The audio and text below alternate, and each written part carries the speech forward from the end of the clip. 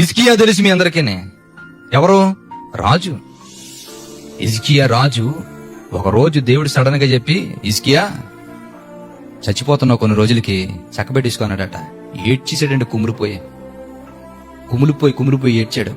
దేవుడు అడిగాడు, ఎందుకు హిజ్కియా, ఏమన్నా ప్రాబ్లమ్స్, ఏమైనా పనులు ఏమైనా ఉన్నాయా, చక్కబెట్టుకోవాలా, ఏదైనా ప్రాబ్లం ఏమైనా వస్తుందా అని దేవుడు అడిగితే దేవుడితో అన్నాడట, అయ్యా నా బ్రతుకు గురించో, నా చావు గురించో, లేదంటే నా ఆస్తిపాస్తుల గురించి, నా బిడ్డల గురించి నేను కదా ఆలోచించేది. ఇప్పుడిప్పుడే నా పిల్లలందరూ నీ దగ్గరికి వచ్చి నిలబడుతున్నారు. నా పిల్లల్ని నిలవబెట్టుకుని వారికి ధర్మశాస్త్రాన్ని దగ్గరగా పరిచయం చేసి వారి భక్తి జీవితాలు నీకు మెచ్చుకునేటట్లుగా చేసి ఇలా నిలబెట్టిన తర్వాత నేను వెళ్ళిపోతా, నా పిల్లలు అనాథులైపోతారు, నా పిల్లల జీవితాలు ఎవరు చూస్తారని వారి కుటుంబం గురించి అనలేదట. ఇశ్రాయేలీలు మరలా గాలికి వెళ్ళిపోతారేమనుకుని ఆత్మల పట్ల భారంతో గుండెలు బాదుకుని ఏడ్చాడట.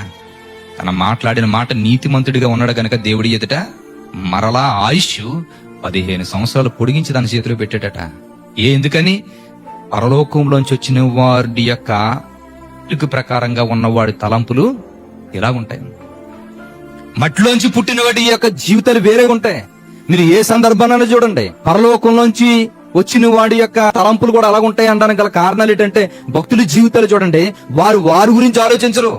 దేవుని పని అనుకుంటూ దేవుని పనితోటే తపనతోటి వాళ్ళు బ్రతుకుతూ ఉంటుంటారు. మేము భక్తిగా ఉంటే సరిపోతుంది అనుకుని బౌండరీలు గీసుకోరు. నా భక్తి జీవితం దేవుడికి తెలిసిలేని సరిపెట్టుకోడు. ఒక రోజు నా దేవుడికి ఇంత మందిని పోగేసుకెళ్ళి చెప్పాలి నేను. ఒక రోజు నా దేవుడికి ఇంత పని చేసి నేను చూపించాలి. ఎందుకు అని అడిగితే, మానవ స్వభావం చూడండి.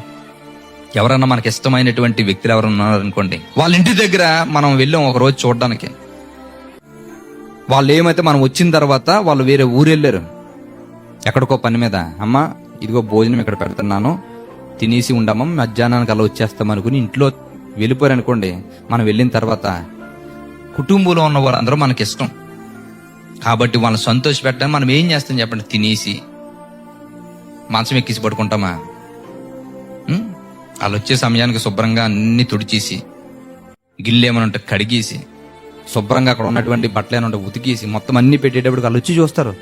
అదేంటి ఇవన్నీ అలా చేద్దా, అదేటమ్మా నువ్వు వచ్చేందుకు ఈ పనులన్నీ చేస్తావు, ఎందుకు ఇలా చేస్తుంటారు ఇవన్నీ, ఎందుకని వీళ్ళు ఎందుకు చేశారు? వచ్చే సమయానికి వీళ్ళని సంతోష పెట్టాలి.